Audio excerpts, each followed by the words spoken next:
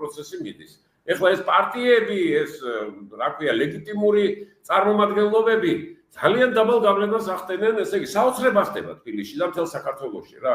ძალიან დაბალ გავლენას ახდენენ აი ამ მთელ პროცესზე. იმდენად დიდია ეს საზოგადოებრივი აღშფოთება განსაკუთრებით აი, ესე იგი, მე წინა გადაცემაში ჩვენ საუბრობდით, რომ ფაქტიურად ეს ისტორიას დარჩება, რომ ოლიგარქმა თბილისი ააოხრა.